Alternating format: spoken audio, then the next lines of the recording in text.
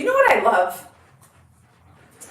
I love that most of you guys know you can show up early and I'll be here. Happy Monday. Monday mobility. It's early, and when you get here early, we always start with some reactive foam rolling. So that would mean there is a proactive foam rolling. So reactive is a really good theme for Mondays because hopefully you've had a relatively big, exciting weekend and you have used your body to create exciting memories. And you need a little bit of movement today in order to set the week up for success. So, reactive foam rolling is on the back of the body, and it is inevitably with gravity and ground. And this is the key aspect to all of the training that I direct for pretty much all of my athletes, because we all stand up. I don't train a lot of professional swimmers who just live horizontally in the water. Most of the cyclists that I train also enjoy other sports beyond cycling.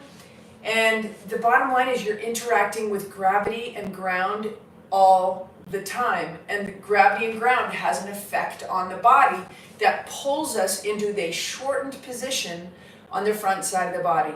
And when you're short on the front, you become less active on the back. So you have to have this constant flow of recovery on the back side of the body.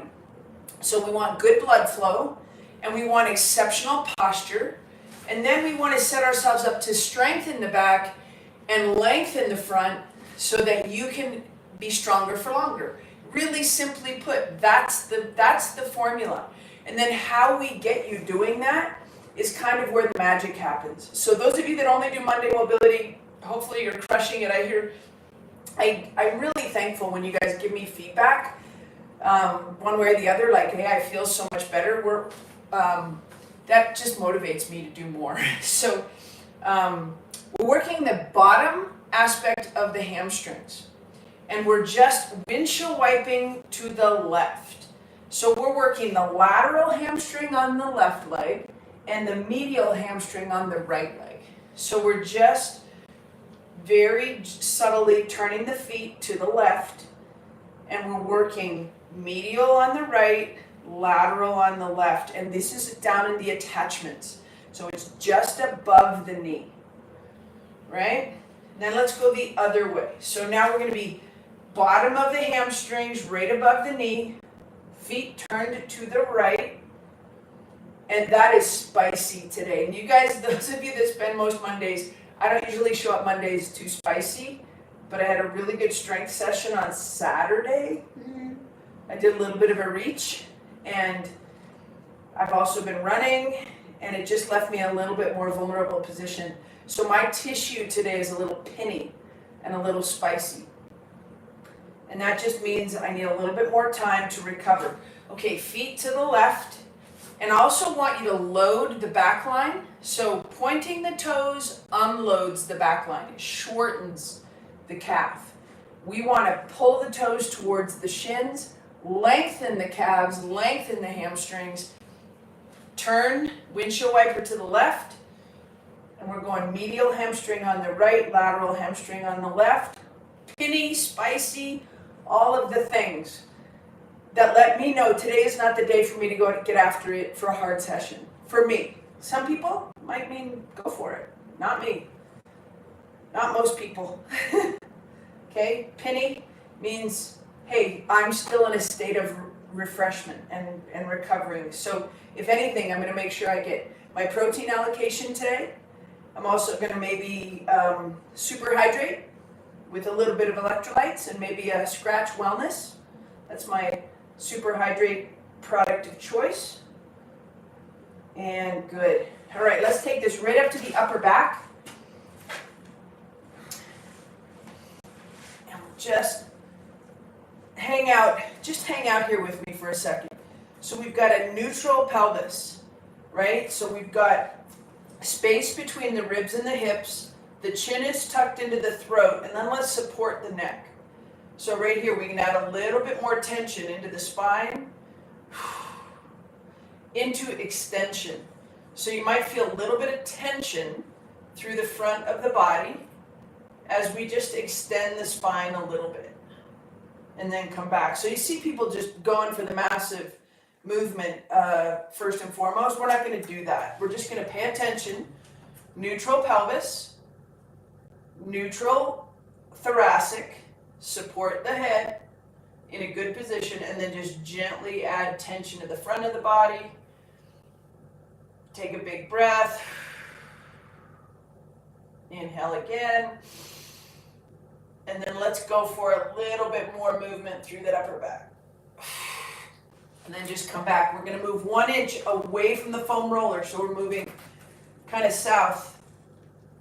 Neutral pelvis. Neutral pelvis, the cue there is going to be pubic bone to belly button. So we don't want to pull into a posterior tilt, but we just want to be active in the lower part of the abdomen. And then just a nice big reach. Elbows flaring out to the side, head protected, neck protected, and let the chest open and let the thoracic spine extend. Nice and smooth. And then just come right back out of that. Okay, let's go right into adductors. Good morning if you're just joining us.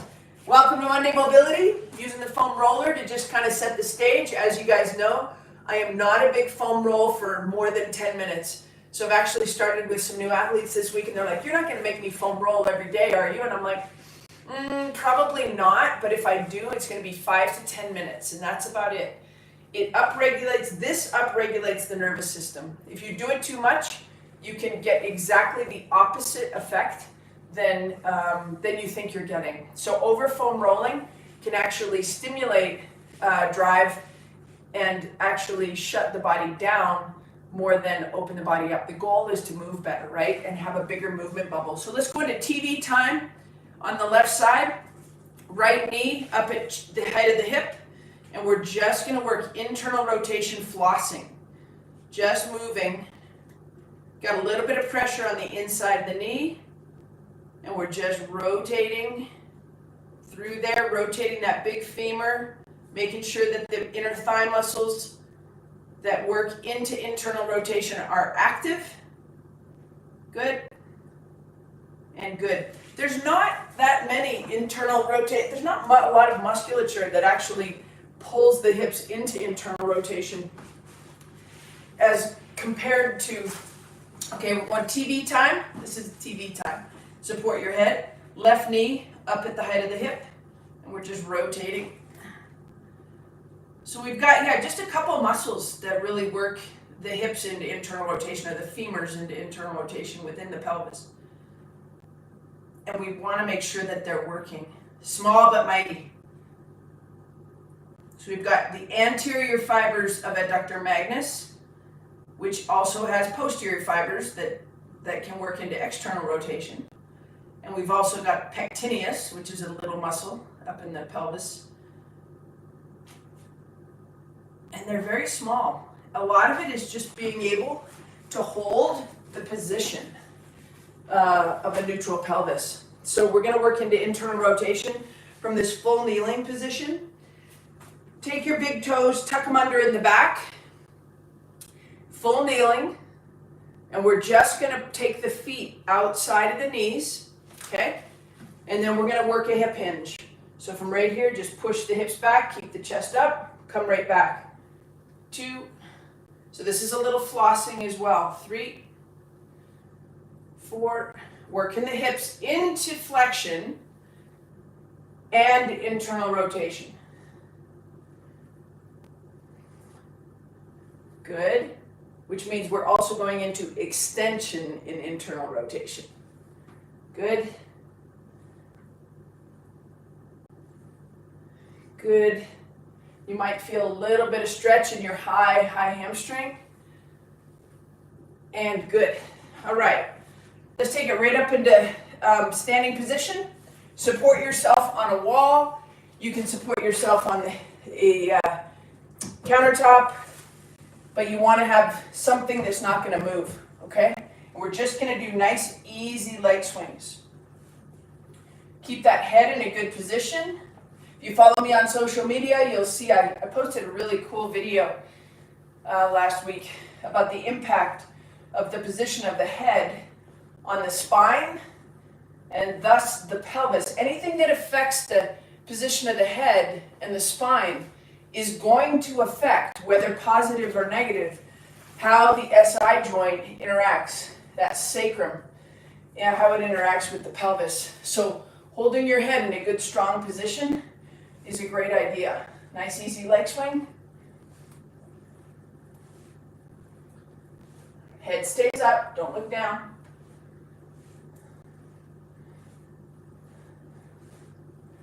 And good. All right, back down onto half kneeling. Going after that inner thigh again. So 90-90 half kneeling position into the 45-degree angle. So if I'm at a clock, this is midnight, this is 10:30. And from right there, we're just going to push the knee over the toe.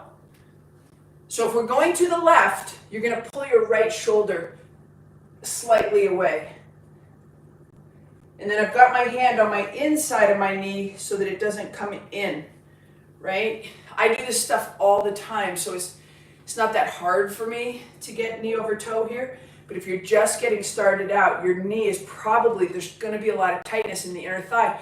Take your time and just gradually get to the point where you can open this up, okay?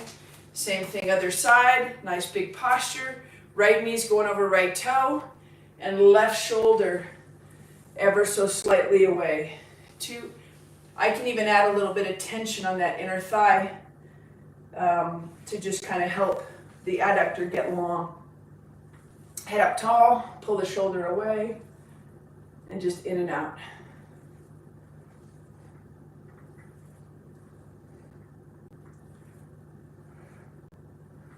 Good. A little bit of rotation.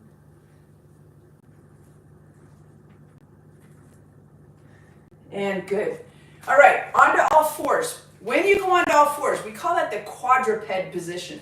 Let's go ahead and work into that internal rotation again. So even though you're going to be into this position, let's go ahead and internally rotate that back foot. All we're going to do is those back feet. All we're going to do is rotate back into flexion and then forward. Follow the crown of the head. 3, 4, and 5. Okay, super subtle movement. We're going to offset the right knee 2 to 3 inches. Don't do more. 2 to 3 inches in front of the left.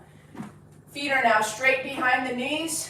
And same thing, we're moving back and forward. And this gives us a little bit of pelvic rotation. You won't be able to feel it, but if I was watching you, I would see it.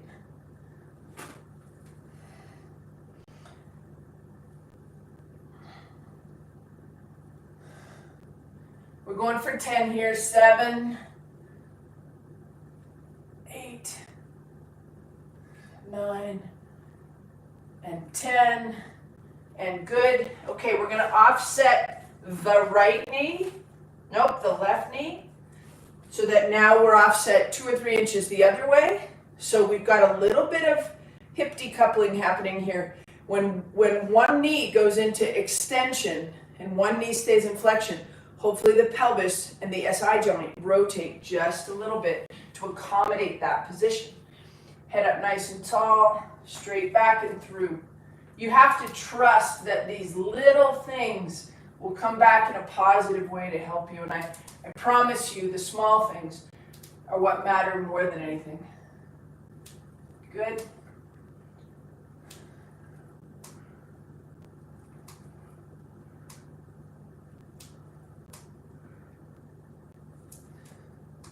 Good. We're going for 10 here, so just be patient.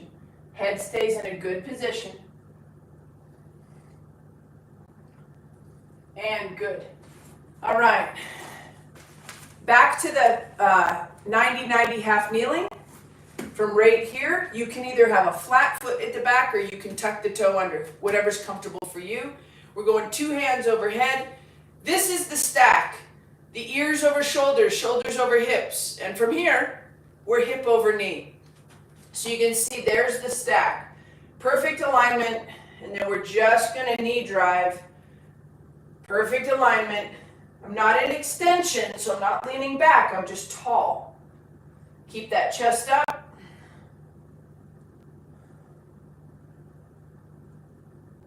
Knee over toe. We're getting a lot of ankle mobility here. We're getting hip mobility here. We're getting thoracic spine length and decompression, right? We don't have a lot of rotation through the thoracic right now, and that's okay. We'll get there next. All right, 90-90 half kneeling. Shoulders and ears in alignment. Shoulders and hips in alignment. Hip and knee. Pull it up into that beautiful position. Sometimes when gravity takes over, even just going into this position will create tension in the body in the right way. We want this tension to be straight up, this nice lift. Decompression, also known as lift, also known as decompression.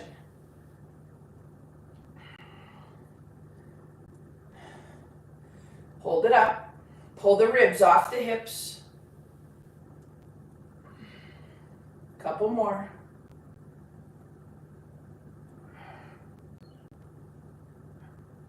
And good. All right, let's go right into a woodpecker position, also a split stance. And we're going to stack onto that lead leg. So right here, ears over shoulders, shoulders over hips, hips over ankle. We've got the left leg in front of right. This is your position. This is a kickstand. 20% of the weight, maybe, is on that back foot. So stay really tall, and from right there, we're going to take two hands, float them to the height of the heart. Your right leg is an extension, and let's pivot the right heel out. Okay, that's going to put you into internal rotation on the right side, and it's going to kind of force you into internal rotation on the left side. From right there, put the right thumb into the left palm. First movement is going to be the hip. And we're just going to do the archer. So the back foot is now perpendicular to the lead foot. Back elbow is open. And we're moving through the thoracic spine. 2. Take a nice big inhale. Keep that back elbow up. 3, 4. Hip moves first. And 5. And come back. So remember, when we do this, we're going to make sure you're stacked and loaded onto the lead leg. We've got a good kickstand. And from right there, we've got the right leg in front of left heel outside of toes. Take your fingertips together, left thumb into right palm. First movement is going to be the left hip, okay? Upper body follows lower. Here we go, left hip open. And we're into that nice big archer position. Whoa, I can't even hold it. Keep your head straight and onto your lead arm. Left hip brings me back. Left hip opens. 2, 3, 4. See how those ribs pull up, getting taller and taller and taller, and come back. We're going to go one more set on each side here into the archer. And this is from Dr. Eric Goodman's foundation training. It works perfectly into Gray Cook's ideas of mobility through the ankles, hips, and thoracic spine being our targeted areas of mobility. And then I just kind of bring it all together with strength, mobility, and I use everybody's wisdom to bring it to you guys, okay? Stack onto that left side, nice and strong. First move is going to be, we've got right hip in back and an internal rotation, hips outside of toes. And we pull, open the front side of the body, decompress, pull the ribs off the hips, work against gravity, get strong against gravity. 3, 4, and 5. Good. All right, same thing other side, right leg in front of left. I'm going to throw one more name at you because this is who brought me the concept of tensegrity and lift for core strengthening, way more important than having any kind of prone plank position. We want to have this lift and this ability to hold the ribs high off the hips. That's called tensegrity, and that's my buddy Michelle Dalcourt from the Institute of Motion. Okay, so right leg in front of left. We have our stack in perfect form. Hands out in front of you. Left thumb into right palm. Left hip opens up. Get tall. Execute tensegrity and lift and bring it back. 2, 3, 4, thoracic spine mobility. 1 more, hip mobility and ankle mobility. You guys, what an amazing Monday. It's Thanksgiving here in the United States of America. It's really a time to dig deep and find all of those amazing good things in our lives and the things we are most thankful for and how we're going to spend most of our time. Document that love, document those good moments and be mindful of them and sink into the peace and the love, you guys. Have an amazing day. Thank you for opening your week out with me, and I will see you later. Peace.